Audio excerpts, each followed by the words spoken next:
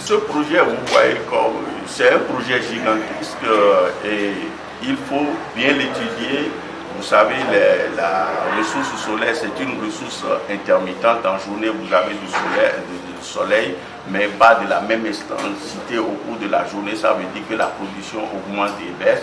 Il faudrait faire des études d'intégration de cette énergie et voir tout ce qu'il y a comme problématique que l'intégration de cette ressource amène et trouver les moyens pour pallier les effets de l'intégration de cette ressource. Donc nous sommes en train de faire les études pas à pas et si tout marche bien, en 2021 déjà, nous prévoyons déjà une partie de cette centrale en marche dans notre calendrier.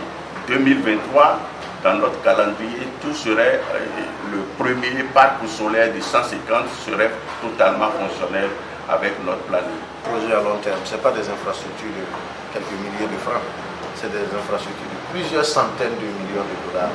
Ce n'est pas fait pour durer 50-10 ans. C'est des infrastructures qui sont faites pour durer beaucoup plus que, d'aller beaucoup plus qu'à l'échelle d'une vie humaine. Donc on dit que ce sont des projets qui sont vraiment durables au vrai sens, du point de vue du temps de fonctionnement, mais aussi du point de vue de la diversité des choix que cela nous offrira à pouvoir approvisionner nos populations. Vous savez que les sources renouvelables sont les plus moins chères dans la majeure partie des cas. Donc ça nous permettra de pouvoir maximiser justement sur ces sources-là. On témoigne la centrale solaire qui est en train de se mettre en place chez nous. Voilà. Pour ratifier justement l'accord de financement partiel des infrastructures régionales du Wap, donc ça signifie qu'on ne parlera plus de dépendance. Il ne s'agira pas de dépendance parce que dès lors qu'on est interconnecté, que l'on est régi par des règles communes auxquelles on est tous astreints à respecter, dès lors que l'on peut importer aussi bien qu'exporter, vous comprendrez bien qu'il n'y aura pas un pays qui dépend exclusivement d'un autre, mais une communauté d'États interdépendants. Donc ça c'est un autre niveau de sécurité qui nous conforte un peu dans notre démarche vers la mise en place de ce marché. Vous voyez, la position du Burkina Faso est centrale en Afrique de l'Ouest. Nous avons des grandes lignes qui vont nous traverser. Nous partageons des frontières avec beaucoup de pays.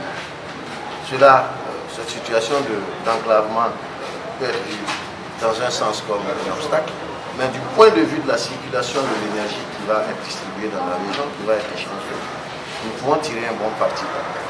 C'est comme des autoroutes, si vous voyez, des grandes autoroutes d'électricité qui vont transiter par le Burkina, ou si vous imaginez que le Niger veuille payer de l'électricité, pardon, je prends un autre exemple, si vous imaginez que le Mali veuille payer de l'électricité avec le Nigeria, il est clair qu'il faut évidemment passer par le Burkina.